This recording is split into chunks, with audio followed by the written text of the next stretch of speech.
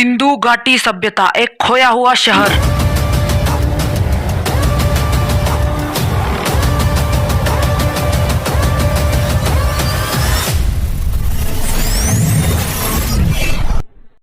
सिंधु नदी की उपजाऊ घाटियों में 4000 वर्ष पहले एक सभ्यता पनपी थी। एक सभ्यता इतनी उन्नत थी कि वो प्राचीन मिस्र और मेसोपोटामिया से भी प्रतिस्पर्धा करती थी।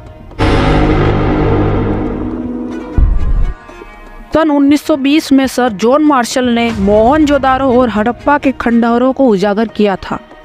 सिंधु नदी सभ्यता एक गेम चेंजर थी। इसकी परिष्कार ने प्राचीन समाजों के बारे में हमारी धारणाओं को चुनौती दी थी। सिंधु घाटी सभ्यता में दुनिया के कुछ सबसे पुराने नियोजित शहर हैं, जिनकी उम्र 4000 वर्ष से भी पुरानी बताई जा रही है।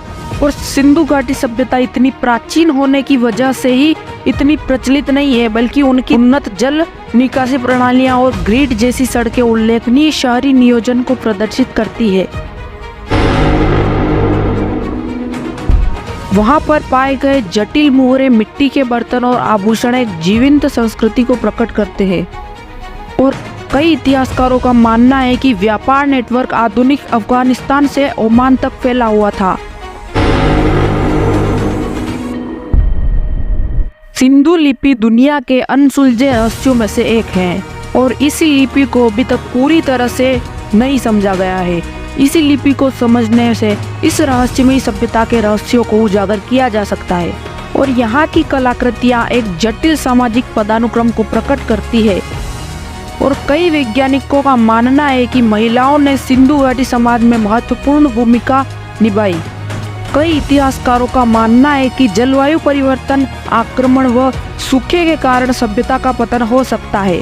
सिंधु घाटी सभ्यता की विरासत आधुनिक दक्षिण एशियाई संस्कृतियों को प्रभावित करती है।